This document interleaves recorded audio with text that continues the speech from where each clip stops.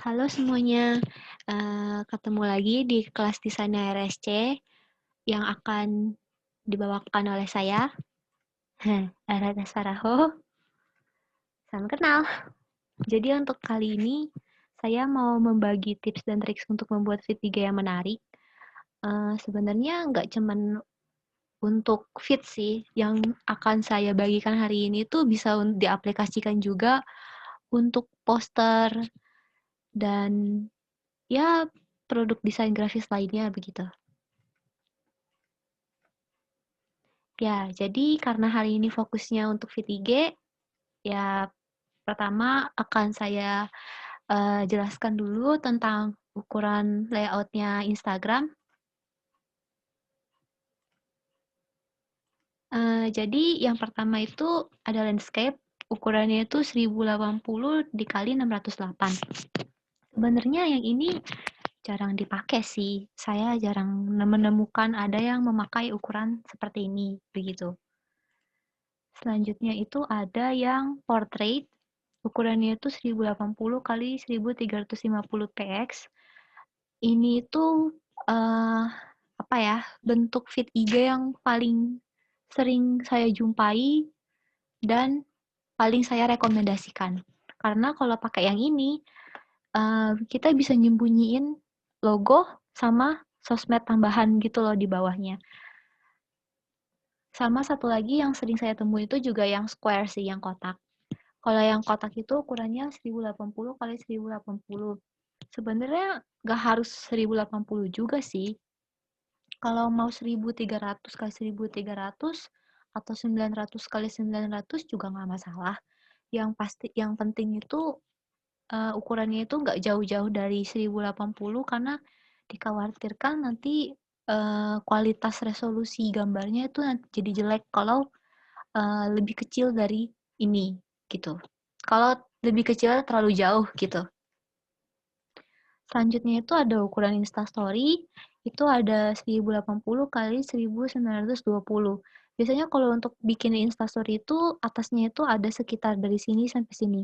Ada sekitar segini, itu yang jarak apa sih yang harus dikosongin gitu. Jadi biar nanti waktu di Instastory dia nggak terlalu ke atas, nggak diketutupan sama ini nama sama yang garis-garis segini sampai segini, bawahnya juga dari segini sampai segini. Selanjutnya itu ada penggunaan feed Instastory yang panjang, yang 1080 kali 1350. Atasnya itu harus kayak dikosongin gitu 270 px, bukan dikosongin sih. Karena dia tuh cara makainya itu kan kayak ditimpa-timpa gitu kan. Nih, kayak gini nih. Kalau di artwork-nya AI, nanti dia kayak gini. Jadi ada yang ketimpa 270 px. Tapi nanti cara pakainya itu, nanti kan kita gambar pohon nih misalkan. Di sini nih gambar pohon berkelanjutan gitu kan. Nah, terus nanti ini jadi feed 1, feed kedua, sama feed ketiga gitu kan. Terus ini keempat, kelima, keenam, 7, 8, 9. Nah, nanti waktu di post dari luar, atas bawahnya ini nggak bakal kelihatan, tapi gambarnya bakal tetap nyambung. Jadi gambarnya itu bakal tetap kayak pohon gitu loh. Tapi atas sama bawahnya ini nggak bakal kelihatan. Jadi begitu kita klik satu post ini, atas sama bawahnya itu baru kayak nongol gitu. Tapi kalau dari luar secara keseluruhan itu atas sama bawahnya nggak kelihatan. Makanya paling saya anjurkan buat pakai yang panjang. Tapi memang ribet. Kalau pakai yang square itu gampang, tapi kalau yang kotak itu atas sama bawahnya itu nggak bisa disembunyiin. Jadi dari luar pun kelihatan atas sama bawahnya. Gitu. Selanjutnya itu akan saya bahas sedikit tentang uh, cara pewarnaan, cara memilih warna.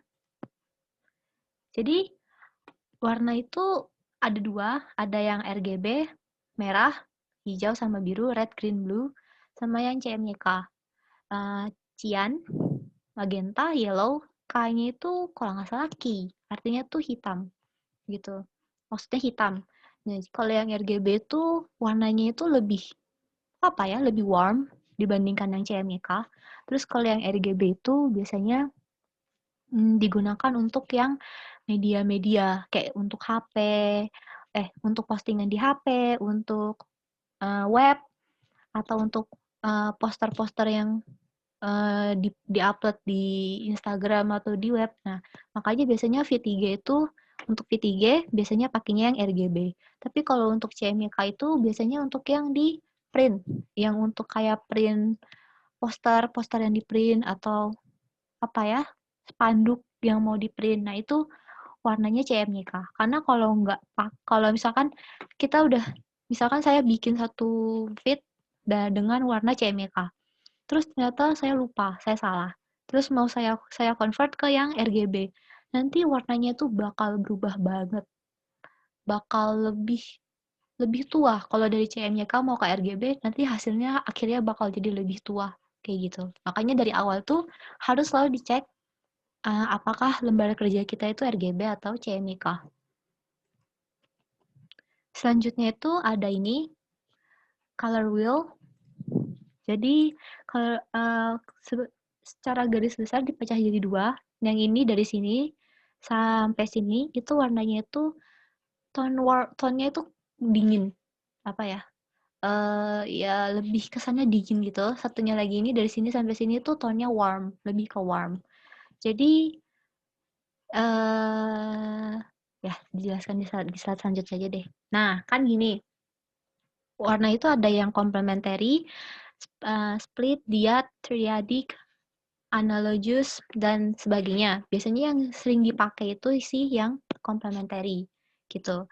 Nah, kalau saya pribadi sih cara milih warna itu, pertama saya tentuin dulu project saya itu mau yang warna utamanya tuh mau yang gelap atau yang terang. Misalkan untuk PPT ini saya maunya warnanya tuh terang. Jadi saya bakal milihnya itu yang di daerah sekitar sini sampai sini, gitu. Nah, terus, yang ini aja deh yang gede. Nah, karena saya maunya yang terang, saya milihnya tuh yang di sekitar sini. Makanya saya ngambilnya yang kuning. Terus, kuning itu harus di counter sama yang gelap kan. Warna kuning kan cerah, harus saya counter sama warna yang gelap. Nah, saya counter sama seberangnya, yang ungu. Jadi, saya pakai warna yang kuning sama yang warna yang pembantunya, bukan pembantu, pendampingnya warnanya ungu. Kalau misalkan saya kan udah mau milih warna kuning sama ungu. Kuningnya tuh nggak harus kuning yang kayak gini, yang penting saudaranya kuning sama saudaranya ungu gitu. Lebih ke kuning atau lebih ke ungu gitu. Jadi nggak harus bener-bener ungu, nggak harus bener-bener kuning. Ini cuman sebagai patokan aja kalau misalkan bingung dalam memilih warna. Nah, kalau misalkan bingung juga mau milih warna apa, ini bisa pakai ini dari foto atau dari ilustrasi. Kayak contohnya ini semacam Iceland gitu. Nah, ini dari sini bisa diambil warna ini kan, biru, hitam, sama pink. Nah, ini dengan pemilihan warna dengan metode dari gambar seperti ini itu juga bisa menentukan mood dari feed atau poster yang mau kita buat. Jadi, misalkan ini poster ini tuh moodnya itu dingin gitu. Jadi bisa untuk feed Instagram, misalkan untuk jualan es krim. Nah, itu bisa tuh pakai warna ini. Karena kan dia ton warnanya tuh kayak dingin-dingin gitu. Atau juga yang seperti ini. Nah, ini tuh dari foto apa ya? Foto suasana semi malam, sore-sore malam gitu. Nah, ini bisa untuk tema-tema yang kayak galaksi atau tema-tema yang malam gitu atau tema-tema yang fantasi mungkin atau hutan-hutan fantasi gimana gitu. Nah, ini bisa pakai warna ini gitu. Dan jujur ini tema warna yang paling sering saya pakai.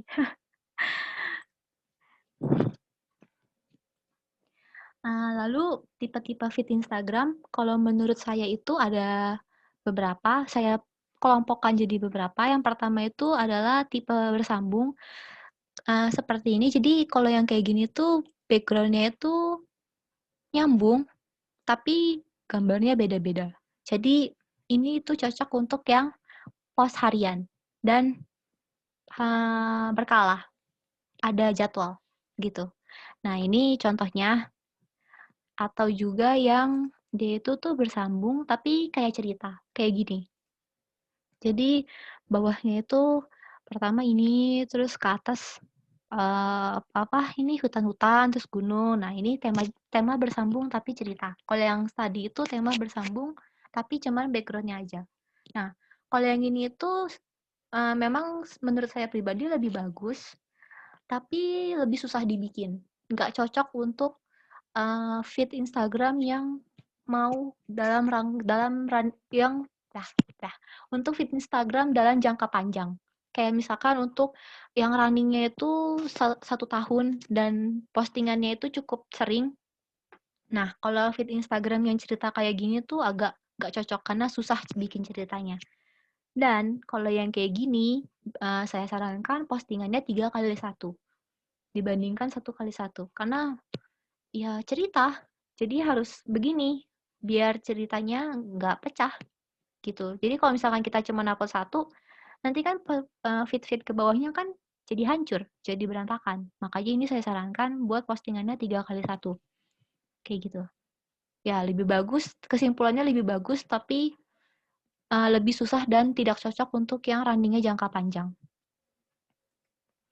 Ada juga yang tipe kedua, itu yang kayak gini. Ini tipe yang menurut saya tipe template. Jadi, ya cuman beda gambar aja. Cuman beda gambar, overall hampir mirip.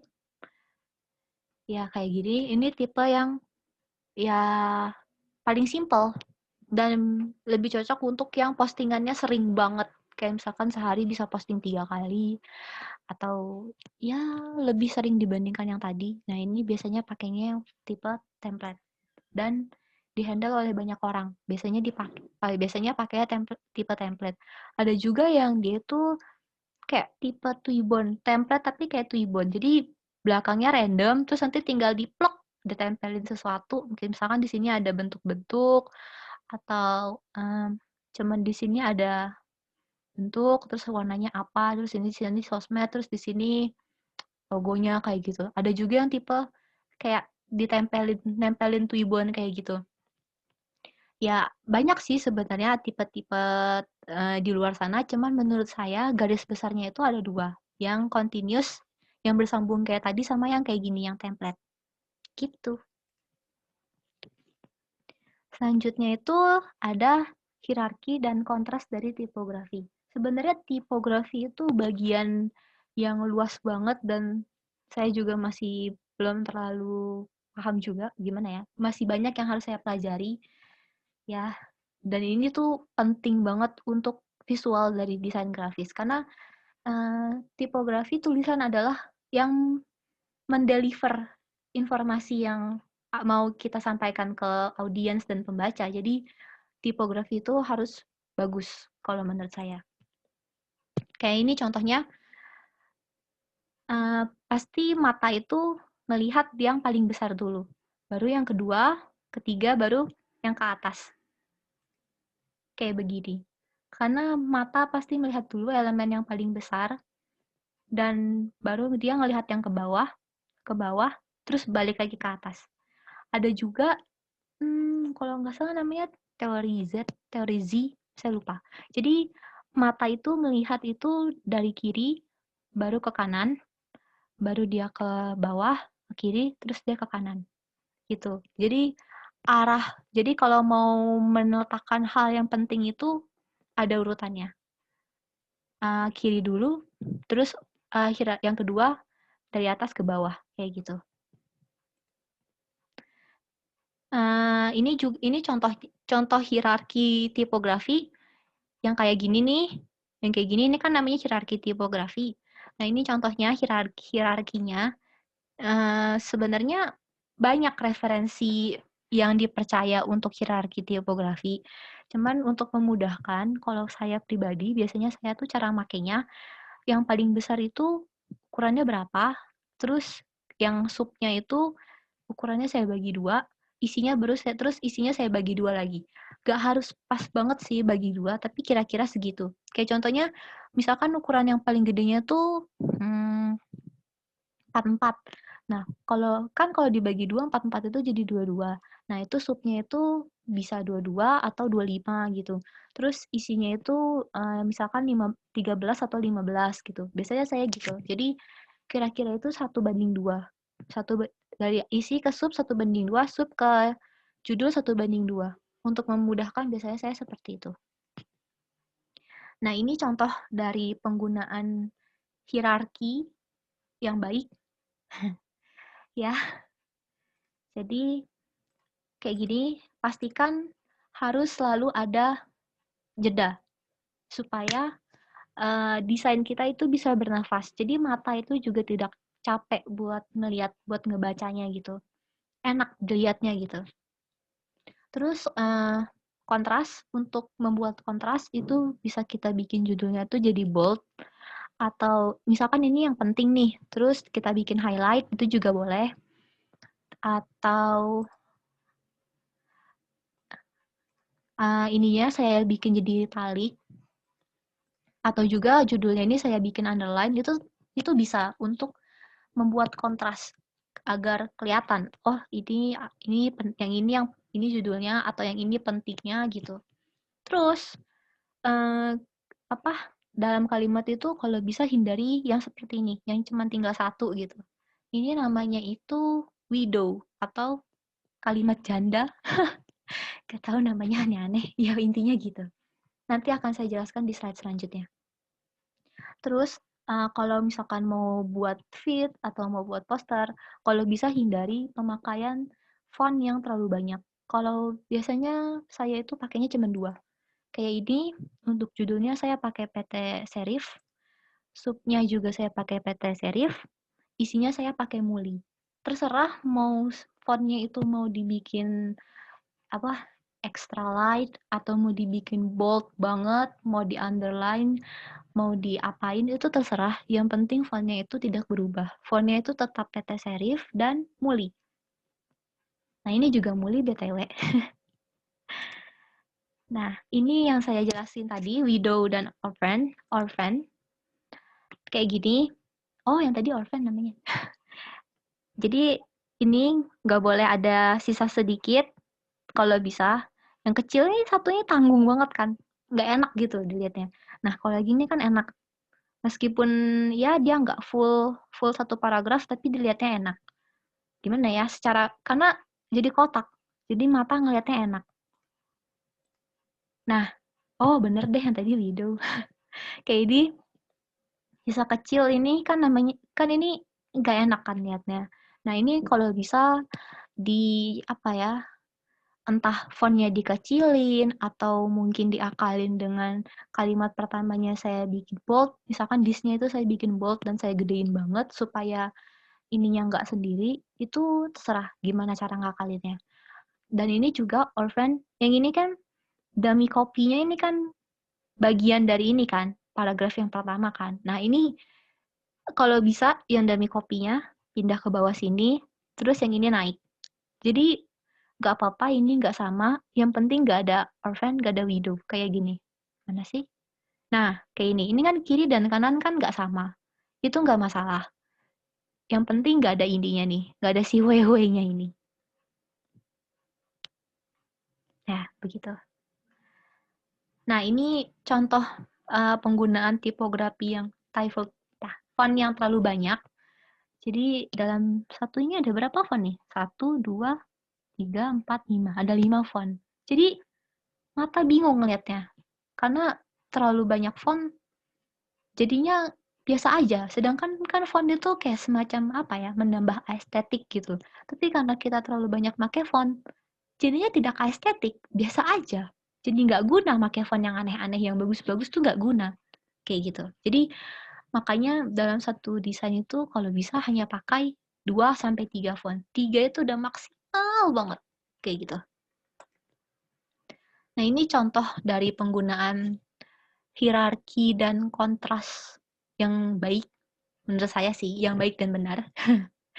Ya, ini judulnya, nama acaranya saya bold dan saya underline untuk menarik mata. Jadi begitu orang lihat ini, poster ini, yang pertama orang lihat itu adalah vektornya, baru nama acaranya, karena di bold dan di underline. Terus yang kedua baru ke bawah, kepencet. Yang ke bawah, yang ini, yang open recruitment, saya besarin dan saya bold. Baru ini isinya, karena ini dia itu, apa ya, tipis fontnya, makanya saya kotakin untuk ngebantu dia supaya sama juga kotak gitu. Kotak biar enak dilihatnya, sama ngebantu dia biar dia nggak kebanting sama yang di atasnya. Supaya dia kontras. Baru yang ini juga saya gedein. Karena ini sama, karena ininya kan 2 gitu. Terus yang si apa namanya? Masa tenggang, yang deadline. Nah, si deadline-nya ini saya bikin jadi putih, warnanya saya bedain supaya meskipun dia kecil tapi dia kelihatan gitu. Ini biar kontras. Nah, ini contoh penggunaan cuman pakai typography sama pakai font doang nih. Dia tuh bisa bisa jadi bagus kayak gini. Nah, ini juga contohnya. Maaf banget nih ya kalau gambarnya pecah, saya bikinnya agak ngasal. Jadi, yang ini font yang satu, font pertama, ini font kedua gitu. Jadi, begitu orang ngeliat ini, hal pertama yang bakal orang lihat itu fotonya, foto orang bawa tas ini, baru nama tasnya, gitu. Baru ke bawah isinya, gitu. Nah, yang paling penting dalam mendesain entah poster, entah desain kemasan, desain majalah, atau desain feed, itu adalah konsistensi desain. Konsistensi desain itu berupa apa aja sih? Yang pertama itu font. Jangan pakai font yang beda-beda, aneh-aneh, dan terlalu banyak. Kalau udah pakai A ya A, pakai B ya B, udah jangan ganti-ganti. Makanya penggunaan font di awal di awal pembuatan feed, di awal acara itu penting banget penggunaan font. Yang kedua itu jenis ilustrasi. Kayak saya ini kan saya dari awal pakainya vektor dan warnanya juga konsisten kan.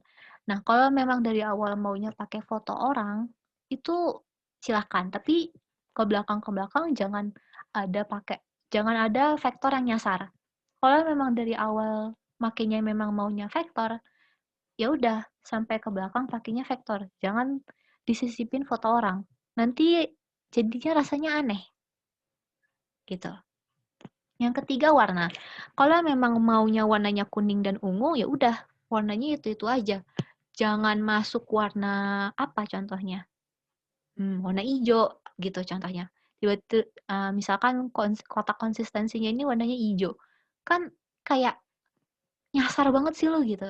Nah, kalau ini kan membantu biru sama agak putih-putih ini kan agak masuk ke si ungu kan, dan terpaksa saya masukin warna biru.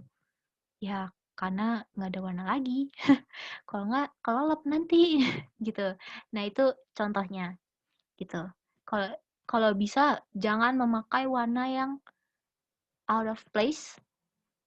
Ya, pokoknya warnanya itu aja, gitu. Ya, sekian. Terima kasih. Kalau ada pertanyaan atau ada yang ingin didiskusikan atau ada yang ingin dibicarakan, ya silakan cari saya di Instagram saya sekalian iklan @elrra. Ya, terima kasih.